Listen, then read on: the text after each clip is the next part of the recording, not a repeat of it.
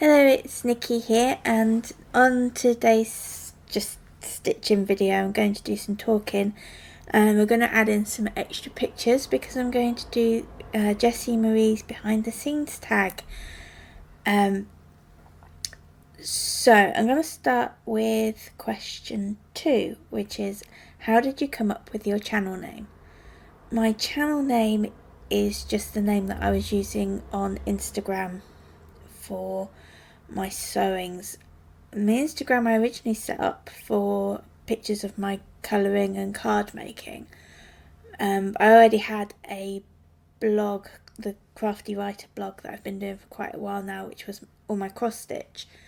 So with Instagram I wanted to do cards, and then it's just gradually become all cross stitch. I haven't done a lot of colouring since, so it just made sense to use the Instagram channel for Instagram channel name for the YouTube channel. Question 3. When did you post your very first post for Flosstube YouTube videos? And that was April the 2nd in 2016, so this year.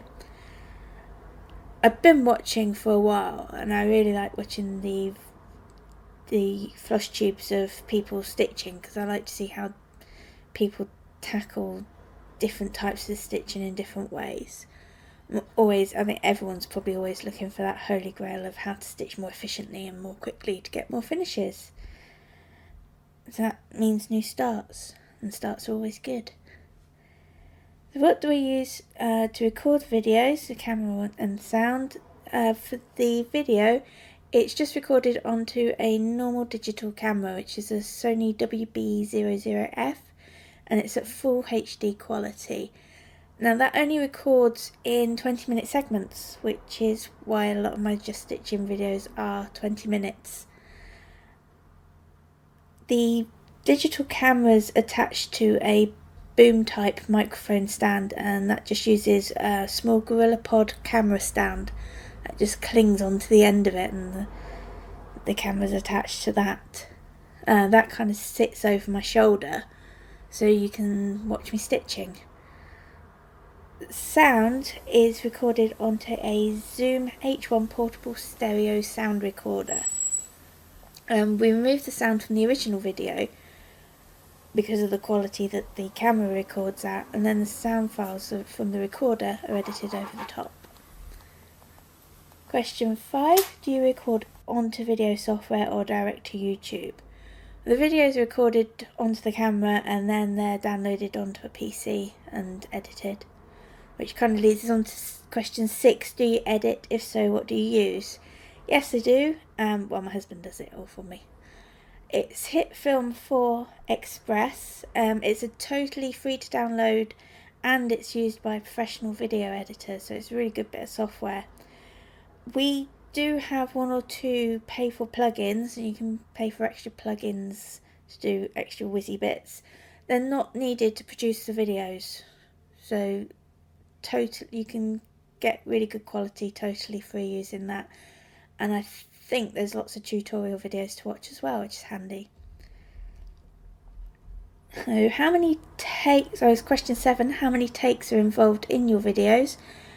Usually only 1, unless something goes wrong, like forgetting to hit record on the camera or it cutting out part of the way through.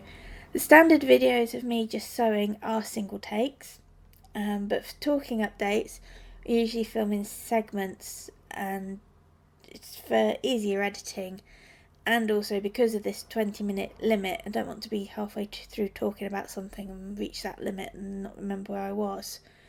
It all gets put back together afterwards.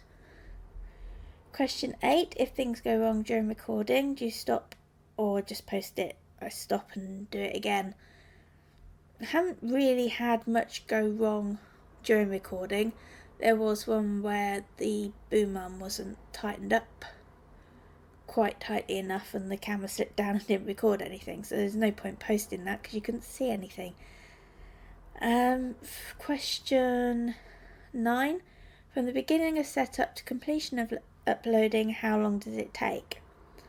Well, for a 20-minute video of me just sewing, there's 5 minutes of setup, get the camera attached and everything in position, make sure it's all focused. Then we do the 20 minutes of recording.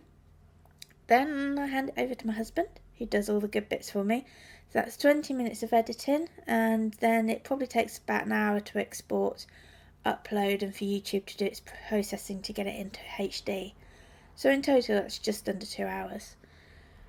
For the talkie update ones, which are all those segments, it'd probably take about another hour for the editing and for the sound to be lined up with the pictures. Question 10, what kind of prep do you do? Script, organisation, run-through or practice? Well, the talking, with the just stitching ones, that's fine because there's no talking at all, so it's just make sure I've got everything close to hand, so I spend as much time as I can sewing. If I haven't got a lot of parked threads, I get to somewhere where I have got some, just so you see more of the front rather than the back of the work. In terms of the talking ones, prep, I just grab all the projects that I've been working on throughout the month.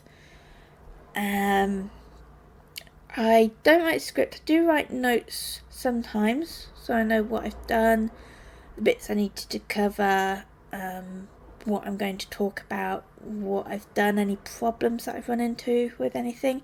It's just to remind me of where I am, but I don't run through things and I don't practice them. Question 11, do you watch your own videos once they're published?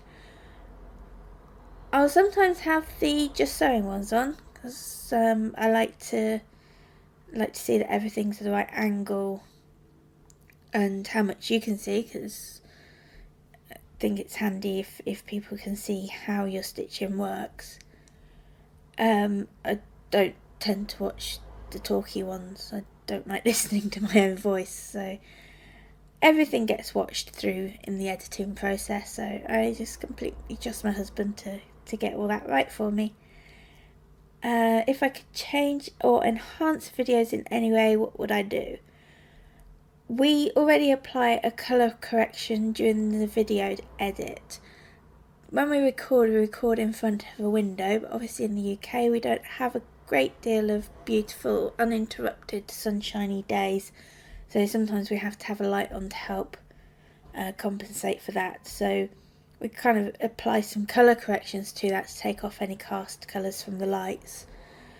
Also, if I'm doing the recording in the evening, can take off the yellow cast of the front room light. Also, we overdub the sound because that's not good enough directly from the camera, so that comes from the little sound recorder and that gets put on afterwards as well. The only other thing I would do would be to change my voice. I hate the sound of it. And finally, question 13. Share any other tidbits that you might have about your recording or any funny stories about your channel.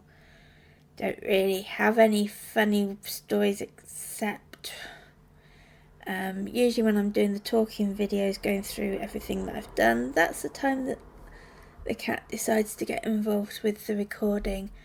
And it's usually, I've got one stand that if he rubs against, it wobbles, and that's usually the stand that I'm using to support the bits that I'm showing you, and so suddenly everything will start wobbling, and that's just the cat trying to get involved.